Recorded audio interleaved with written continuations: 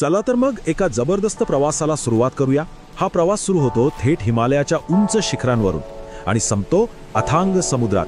आपण बोलतोय सिंधू नदी प्रणालीबद्दल, एक अशी महाशक्ती जिने अक्षरशः इतिहासाला आकार दिला आहे। जरा विचार करा, जगाचं छत म्हणजे तिबेटचं पठार, तिथून 6 प्रचंड नद्या उगम पावतात आणि या सगळ्या एकत्र येऊन एक अशी शक्तिशाली, एक अशी माहिती सिस्टम तयार करतात जी खरंच अफाट आहे। तर आज आपण काय काय पाहणार आहोत? सगळ्यात आधी सिंधू नदी प्रणाली म्हणजे नेमकं काय ते समजून घेऊ। मग सिंधूचा प्रवास, तिच्या 5 उपनद्या, त्यांचा मार्ग आणि मग त्यांचा तो महान संगम कसा होतो ते पाहू। आणि शेवटी ही प्रणाली लाखो लोकांसाठी इतकी महत्त्वाची का आहे हेही जाणून घेऊ। चला तर मग आपल्या प्रवासाच्या पहिल्या टप्प्याला सुरुवात करूया। सिंधू नदी प्रणाली, एक प्राचीन जीवनरेखा।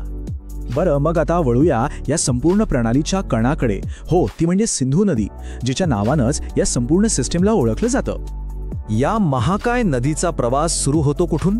तर तिबेटमध्ये पवित्र मानसरोवर तलावाजवळ एक हिमनदी आहे, बोखर हिमनदी। कल्पना करा किती उंच आणि दुर्गम ठिकाण असेल ते, आणि बरोबर तिथूनच तिच्या हजारो किलोमीटरच्या प्रवासाला सुरुवात होते। तिथून ही नदी थेट भारतात प्रवेश करते, आणि कुठे? तर लडाखच्या त्या बर्फाळ प्रदेशात। आणि गंमत म्हणजे लडाखची राजधानी सुंदर असं लेह शहर बरोबर याच नदीच्या उजव्या काठावर वसलेला आहे। तिचा प्रवास इथेच थांबत नाही, पुढे ही नदी गिलगिट बाल्टिस्तानच्या सुंदर पण तितक्याच खडतर भागातून वाहते, आणि इथेच उत्तरेकडून येणारी श्योक नदी तिला येऊन मिळते। आणि मग काय, तिचा प्रवाह आणखीनच मोठा, आणखीनच विशाल होतो। यानंतर सिंधू नदी पाकिस्तानात प्रवेश करते आणि तिथे एक मोठं वळण घेते थेट दक्षिणेकडे। जणू काय तिला तिचं अंतिम ठिकाण म्हणजे अरबी समुद्र दिसलाय आणि ती त्या दिशेने धाव घेते। आता सिंधू तर झाली, पण तिला जी खरी ताकद मिळते ती तिच्या 5 मोठ्या उपनद्यांमुळे।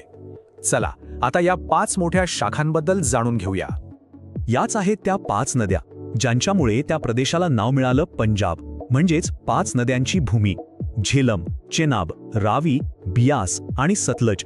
खरं तर याच नद्या सिंधू खोऱ्याचा आत्मा आहेत। यातली सगळ्यात इंटरेस्टिंग गोष्ट माहितीये काय? या प्रत्येक नदीचा स्वतःचा एक वेगळा, एक युनिक प्रवास आहे। प्रत्येकाचा उगम वेगळा, पण सगळ्यांचं ध्येय मात्र एकच। चला तर एका नदीचा मार्ग पाहूया। सुरुवात करूया काश्मीरच्या जीवनरेषेपासून। झेलम नदी जम्मू आणि काश्मीरमधल्या वेरिना घेतल्या एका सुंदर झऱ्यातून तिचा शांत प्रवास सुरू होतो। हीच नदी पुढे श्रीनगर शहराच्या अगदी मधून वाहते आणि मग भारतातलं सर्वात मोठं गोड्या पाण्याचं सरोवर वुलर सरोवर त्याला जाऊन मिळते। त्यामुळे त्या प्रदेशाचं सौंदर्य तर काय विचारूच नका। आता येते चेनाब, आणि हिचा उगम तर खरंच खूप खास आहे। हिमाचलच्या उंच पर्वतांमध्ये बारालाचाला खिंडीजवळ चंद्रा आणि भागा नावाचे 2 प्रवाह एकत्र येतात, आणि या 2 शक्तींच्या संगमातून जन्म होतो तो शक्तिशाली चेनाब नदीचा। तिसरी नदी आहे रावी। हिचा उगम होतो हिमाचल प्रदेशातल्या आपल्या सगळ्यांच्या ओळखीच्या रोहतांग पास जवळ, आणि हीच नदी पुढे वाहत जाऊन पाकिस्तानमधल्या ऐतिहासिक लाहोर शहराच्या काठावरून जाते, जणू इतिहासाची साक्षीदार म्हणून। आणि चौथी नदी बियास, हिचा उगम हे रोहतांग पासच्या जवळच बियास कुंड नावाच्या ठिकाणाहून होतो, आणि तिथून ती थेट जगप्रसिद्ध आणि सुंदर अशा कुल्लू व्हॅलीमधून वाहते। तिचा प्रवास त्यामुळे खूपच नयनरम्य आहे। आणि आता 5वी आणि शेवटची उपनदी सतलज। यात एक विशेष गोष्ट आहे। सिंधू नदीप्रमाणे हिचा उगमही तिबेटमध्येच होतो, राकसताल सरोवरातून, आणि तिथून ती शिपकिला नावाच्या एका उंच खिंडीतून भारतात प्रवेश करते। बरं, या नद्या फक्त नैसर्गिक प्रवाह नाहीत, तर त्या मानवी प्रगतीचा आधारही आहेत। आणि याचं सगळ्यात मोठं उदाहरण म्हणजे सतलज नदीवर बांधलेलं प्रसिद्ध भाखरा धरण।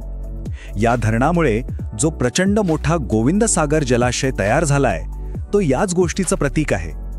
आता पुढे काय होतं?